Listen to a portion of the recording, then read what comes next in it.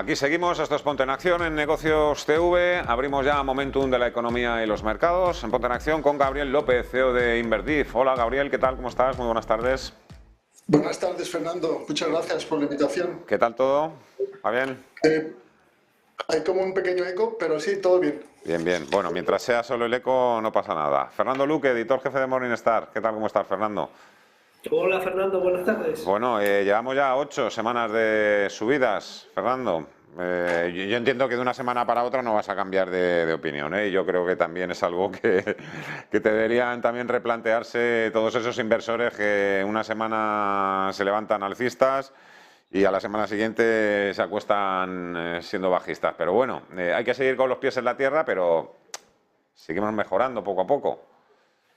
Sí, a ver, el problema no es que cambie yo de opinión, el problema es que el que tiene que cambiar de opinión es Powell, el que está al mando de la Fed, y yo creo, desgraciadamente, que no va a cambiar de opinión, o sea, que yo creo que tiene muy claro cuál es la ruta que tiene que seguir y, a ver, da igual, y eso lo comentábamos la semana pasada, da igual si el tipo, digamos, terminal pues sea del 5,1 o del 4,8.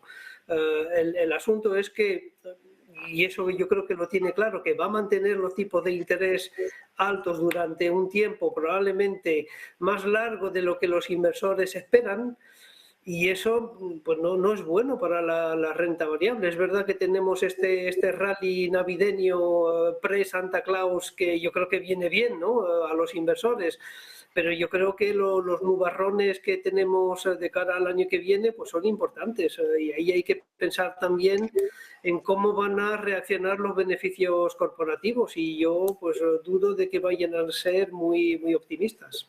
Ahí está precisamente una de las grandes claves, que es lo que va a suceder con los beneficios empresariales del cuarto trimestre. Se supone que a medida que siguen subiendo los precios y la recesión achucha, la gente empieza también a moderar el consumo. Vamos a hablar precisamente también de... Antes, situación, diagnóstico, en tu opinión, Gabriel.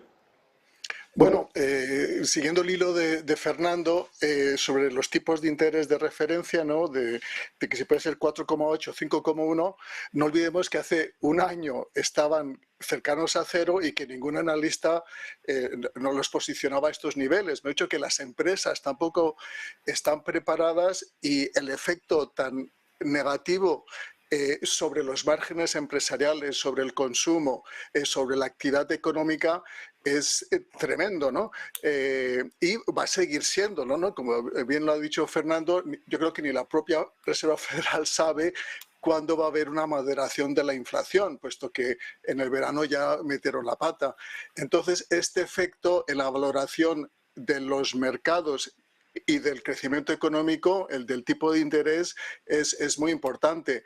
Y los efectos de toda esta política lo vamos a empezar a ver de forma dramática en el primer semestre del año que viene y sobre todo en el primero, ¿no? En que vamos a ver una contracción de los beneficios, una contracción de los márgenes.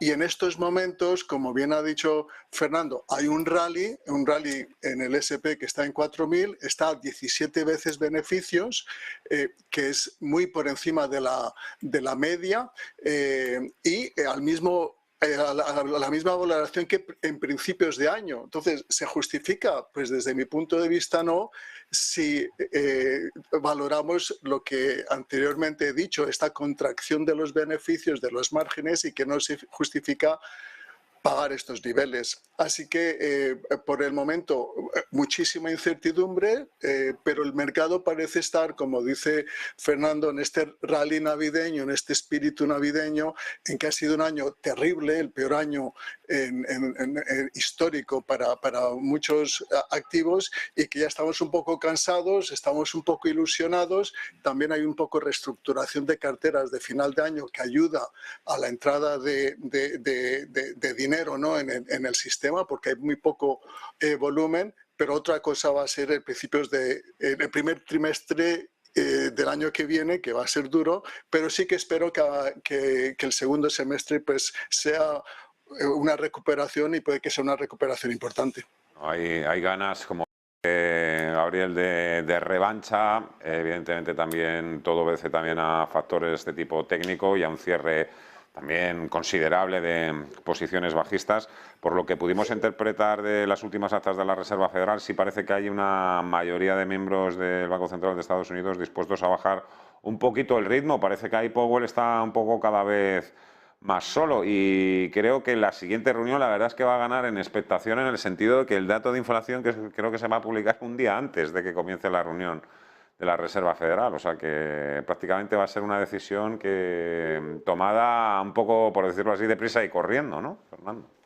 Bueno, la semana que viene tenemos datos muy importantes. El Producto Interior Bruto, ¿no?, que se espera que crezca un pelín más que el trimestre anterior, 2,8. Tenemos también un dato de inflación, que es el PCE, ¿no?, que es la inflación subyacente, que se espera que esté en 5,2. El mes pasado fue 5,1, y después el famoso dato de desempleo. Entonces, el desempleo es muy importante en Estados Unidos, y si la tasa va a subir, ¿no?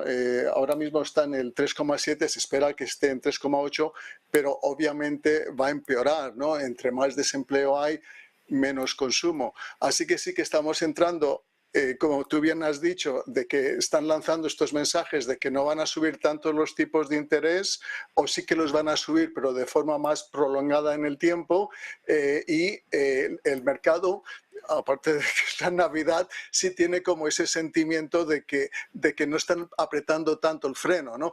Entonces vuelvo un poquito a lo que decía al principio. Han apretado demasiado el freno, no lo han apretado suficiente, va a afectar el crecimiento económico o no. Hay muchísimas incertidumbres y está complicado.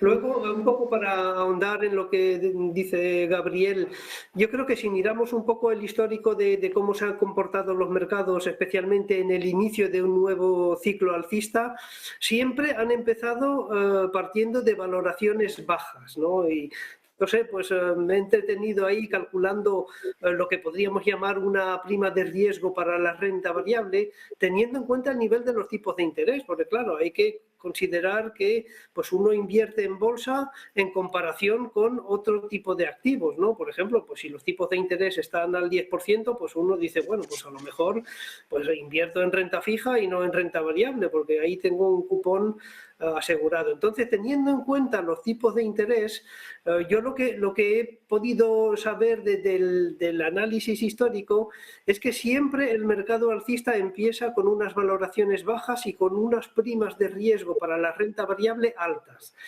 Entonces, ¿podría darse el caso de que la prima de riesgo puede ser alta? Y ojo, que aquí yo considero los beneficios futuros, no los que conocemos ahora. Porque claro, uno invierte en bolsa pues esperando que los beneficios crezcan. Pero ¿cuál es el problema? Que me sale una prima de riesgo, digamos, interesante siempre y cuando los beneficios crezcan. Entonces, claro, te voy a preguntar a ti, Fernando, ¿tú crees que los beneficios van a subir un 10% de aquí a un año? No Probablemente lo creo. no. Probablemente no. No estoy seguro, porque claro, no conozco el Lo que futuro. pasa que, claro, pero en el mayor de los casos, en el mejor de los casos se mantendría, pero incluso si se mantienen, la prima de riesgo a mí me sale que es muy baja, es decir, que las valoraciones no son tan atractivas como para tener, digamos, el inicio de un mercado alcista en los niveles actuales. Pasa, Fernando, que también el mercado se fija más en la valoración de esos activos o de esos beneficios empresariales que la cifra per se. Lo digo porque si sigue bajando los rendimientos de los bonos, esos beneficios empresariales van a estar también mejor valorados, quiero decir, y es un poco otra vez la pescadilla que se muerde la cola. Ya, pero si bajan los tipos de interés a largo plazo, pues eso significa que hay problemas en el horizonte. ¿Por qué están bajando o por qué podrían bajar fuertemente los tipos a largo? Porque el mercado anticipa una recesión. Entonces es un poco un equilibrio ahí entre las dos partes de la balanza, ¿no? Es verdad que la prima de riesgo podría subir si bajan los tipos de interés, pero claro, si bajan los tipos de interés es que hay problema en el horizonte, ¿no? ¿Y cuál es el problema? Pues recesión. La pregunta del millón, entonces, Fernando, ¿bolsa o bonos? Creo que ya has contestado ya 3/4 partes de la pregunta. Y a estos niveles sigo prefiriendo los bonos a la renta variable. Tanto a nivel de, digamos, de incertidumbre, porque claro, la renta variable ahí, como decía Gabriel, pues está ahí acumulando un nivel de incertidumbre enorme, ¿no? Pero bueno, los tipos de interés son menos inciertos. ¿Por qué? Porque el bono a 10 años americano pues tiene un cupón fijo, salvo si pues Estados Unidos entra en quiebra, que esperemos que no. Pero ahí tienes, digamos, una parte, digamos, de cierta certidumbre, que es el cupón, que te puede generar un bono a 10 años. Luego es verdad que pues, las ganancias o las pérdidas de capital son distintas, pero como yo creo que tenemos problemas en el horizonte, lo más probable es que los tipos bajen y si bajan los tipos de interés, pues ahí tengo ganancias de capital con la parte de renta fija. El otro día escuchaba precisamente hablar a un gestor de renta fija, decía que ellos prácticamente podían asegurar un rendimiento de 2, del 3% con sus fondos de renta fija el año que viene, que a mí me parece una barbaridad, Gabriel, en el sentido, joder, pero si voy al mercado y me da casi un 4%, el 10 años americano, ¿para qué me voy a comprar un fondo si tengo aquí un bono, no? Que me dan 4. Bueno, sí, la verdad es que es lo que decía yo al principio, la clave ahora es el tipo de interés, es lo que mueve nuestras vidas. Y durante 10 años pues no ha sido una preocupación para nadie porque estaba en cero, ¿no? Entonces el coste de ganar, no había coste, ¿no? Pues entonces todo era rentabilidad si era un retorno positivo. Pues ahora cuesta mucho más a cualquiera el dinero y los márgenes sufren. Pero como tú bien dices, el bono a 10 años americano ahora está a 3,7, ha llegado hasta a 4, puede estar a 5 si las cosas se empeoran, nadie sabe, pero sí que está a unos niveles históricamente muy atractivos, ¿no? Y después el investment grade en Estados Unidos está en 5,4 y aquí en Europa está en 4, mejor dicho, que son empresas AAA con una calidad crediticia altísima, en que no vamos a tener sorpresas. Así que en este momento de tanta incertidumbre, no creo que es una inversión otra vez que se vuelva atractiva. Antes nadie miraba a la renta fija pues porque era negativa y ahora sigue estando negativa, o el interés real sigue estando negativo, puesto que le tienes que quitar la inflación, pero en el largo plazo sí que empieza a ser atractiva, sobre todo en este entorno de tanta incertidumbre con los beneficios empresariales, la inflación, el crecimiento, tienes algo de certidumbre, ¿no? Ahora sí que están entre las categorías de fondos que más dinero están captando, ¿no, Fernando? Los de renta fija, entiendo. Sí, sí, sí. Y en Europa lo que vemos es salidas de dinero de los fondos de renta variable, ¿no? Que es un poco distinto a lo que está ocurriendo en Estados Unidos, donde especialmente en el segmento de ETFs todavía no vemos capitulación. No todo el mundo está esperando la capitulación a ver grandes reembolsos en los ETFs. Todo el mundo lo está esperando, pero de momento la gente sigue aportando dinero a ETFs. Es verdad que mucho menos en fondos, pero el segmento de ETFs está todavía pues muy sólido, ¿no? Y luego, para un poco responder a lo que comentaba del gestor que te podía garantizar un 2%, bueno, hasta cierto punto sí, bueno, tenemos el bono español a 10 años, yo creo que en el entorno del 3%, quítale un 1% de comisión, tienes ahí el 2%. Es verdad que, bueno, pues ahí en el camino pues el bono puede variar de precio, pero lo que sí se ha demostrado es que, por ejemplo, y especialmente en Estados Unidos, si uno compra un fondo, digamos, con una duración pues larga, pues a 10 años la rentabilidad va a ser muy similar a la rentabilidad, digamos, actual del bono a 10 años. Es decir, si uno pues tiene una cartera de bonos de medio largo plazo, pues lo más probable es que dentro de 10 años esa rentabilidad anualizada sea del 3,7, como decía Gabriel, que es el nivel en el que están los tipos a 10 años ahora mismo en Estados Unidos. Un poco de los fondos más populares que los fondos de renta fija, incluso que los mixtos, están ahí los fondos de renta variable. ¿Qué habría que pedirle a un buen fondo de renta variable en 2023? Bueno, que diera rentabilidad positiva, ¿no? Yo creo ahí que el entorno, como hemos dicho, es bastante incierto. Es muy difícil. Yo creo que ese es el gran problema, ¿no? Que no vemos claridad en el horizonte.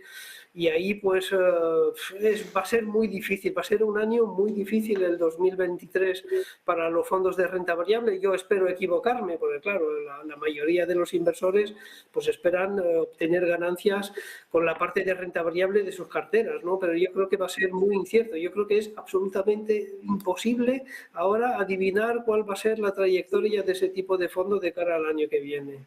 Gabriel.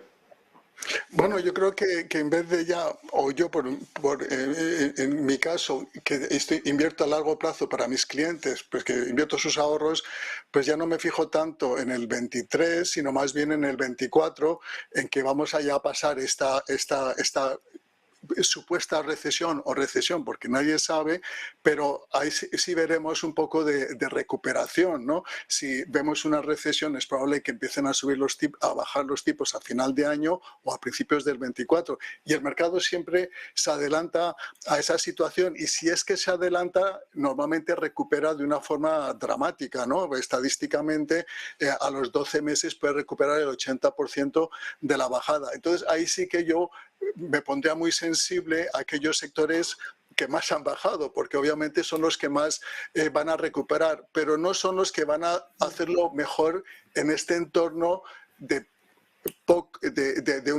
un crecimiento muy moderado, muy flojo en los próximos 3 o 4 años, y ahí pues sí que hay que invertir en sectores defensivos, en empresas que tienen deuda baja, que tienen buenos márgenes, que están muy diversificados, y en sectores que también están baratos dentro de esta área, ¿no? El sector energético, el sector financiero, alguna pequeña y mediana empresa.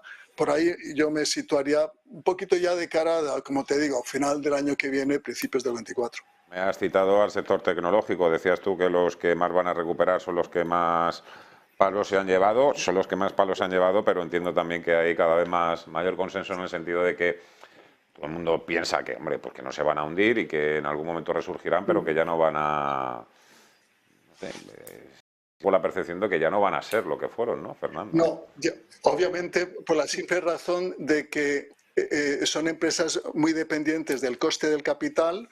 Aquí en Europa también las tecnológicas lo son, así que la deuda empresarial es muy importante, ¿no? Sí que son empresas que tienen una capacidad de generar flujos de caja positivos en el largo plazo, pero este coste del capital es muy alto, entonces las tecnológicas son las que más sufren. Sí que es verdad que están muy baratas, sí que es verdad que si vemos la recuperación del mercado va a ser más o menos como lo que vivimos en el verano, ¿no? Que vimos que el mercado recuperó un 13 o un 15%, pero ya a partir de esa recuperación yo creo que las tecnológicas no van a ser así la perla del mercado como lo fue durante el COVID, como lo ha sido durante estos últimos 10 años, y que a pesar que ha habido una contracción de la valoración, siguen estando caras. Entonces, bueno, que sí que puede haber una recuperación, pero no va a ser un sector clave de las carteras en los próximos años. Bueno, pues nada, os iba a preguntar también por el Black Friday. Estoy convencidísimo de que este año los miembros de la Reserva Federal y el Banco Central Europeo van a estar pegados a los datos del Black Friday, porque es eso, es que se quedan sin datos, no tienen casi prácticamente, bueno, los tienen, evidentemente manejan muchísimos datos, pero es que claro, la próxima reunión está ya cada vez más cerca y ese dato de inflación no se va a publicar hasta un día antes, así que Black Friday, pues vamos a ver cómo va y entonces ahí irán en un sentido u otro a las interpretaciones de la Reserva Federal. Os dejo tranquilos, que compréis si os da la gana y si no, pues eso, a ver a España este fin de semana. Fernando Luque, Morningstar, Gabriel López, Inverdiv, un fuerte abrazo a los dos. Muchas gracias. Muchas gracias, Fernando. Hasta luego. 12:48, nos espera ya José Luis Herrera, a ver qué dicen los gráficos. IBEX 35, 8410, 8.410 puntos y subiendo.